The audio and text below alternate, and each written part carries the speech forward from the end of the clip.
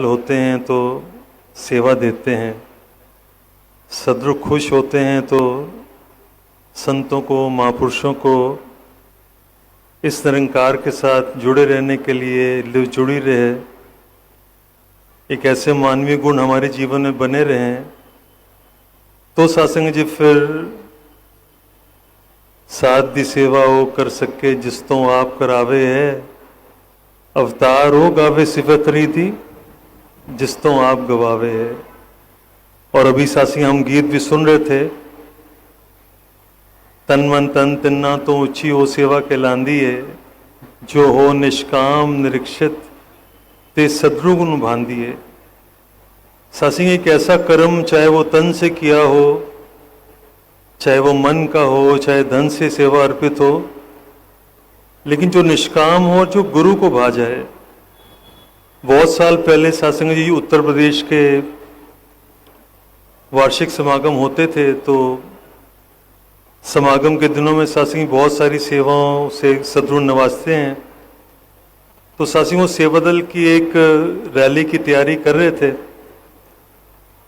और उस रैली में सत्संग उस दिनों में टेक्नोलॉजी इतनी शार्प नहीं थी, तो सत्संग एक स्किट का एक सेवा मिली।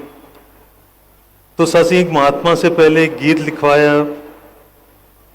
वो सत्संग बड़े काफ़ी टाइम बाद एक गीत लिखा गया, एक सत्संग जी एक विषय दिया गया, और जब गीत लिखवाया फिर सत्संग रिकॉर्डिंग करने के लिए वो सत्संग स्टूडियो में जाना पड़ा। वो सत्संग बहुत रिकॉर्डिंग कर करके फिर वो भी उसमें भी बड़ा समय लगा, फिर सीडी बनाई गई उसकी, और फिर उसी के अनुसार सत्संग वो जो बोल थे उसी के अनुसार फिर महापुरुषों को बुला करके वो सत्संग वो उन्होंने जो अपना मैसेज देना चाहते थे, तो उस तैयारी में सत्संग बहुत सारा समय लगा, बहुत सारा टाइम लगा, और बहुत सारे सत्संग संतों महापुरुषों का उसमें योगदान भी था।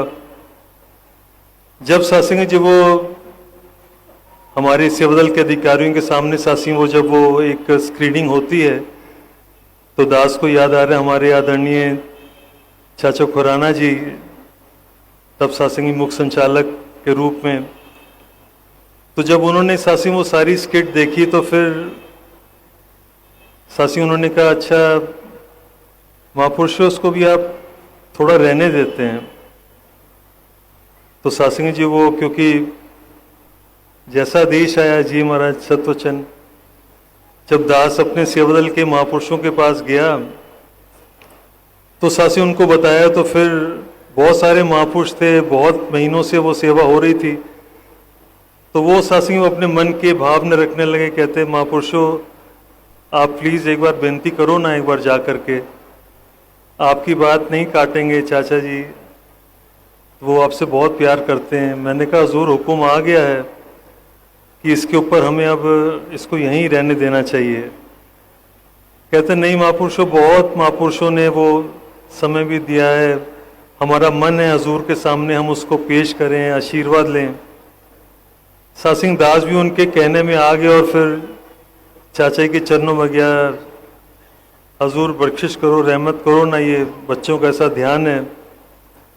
तो वो सत्संग फिर जो उन्होंने शिक्षा दी उस दिन, वो सत्संग जो हमेशा सदगुरु के चरणों में यही अरदास है, सच्चा पातशाह मेहर करना, रहमत करना, बख्शिश करना, हमेशा वो शिक्षा याद रहे संतों की, महापुरुषों की, कि जो सदगुरु को भाती है ऐसी सेवा जो गुरु को भा जाए।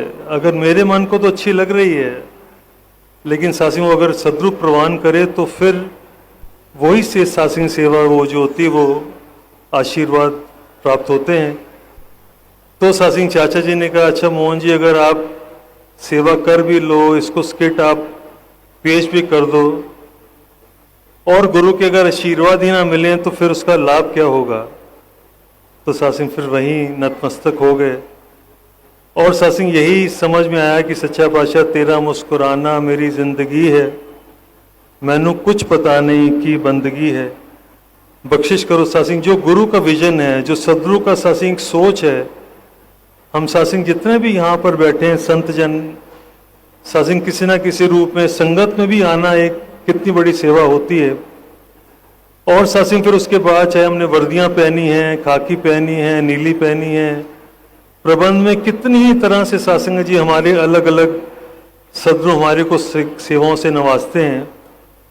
तो सासिंग सच्चा पातशाह से यही, जैसे वो सेवा दल की एक सासिंग एक पंक्ति होती कि निरंकारी मत एक मत, तो यही सासिंग हम सब की ये सच्चा पातशाह मेहर करो, रहमत करो, बख्शिश करो। ऐसी सासंग जी आप कृपा करो कि ये हमारे मन में रहे कि सदगुरु क्या चाहता है, सदगुरु का विजन क्या है।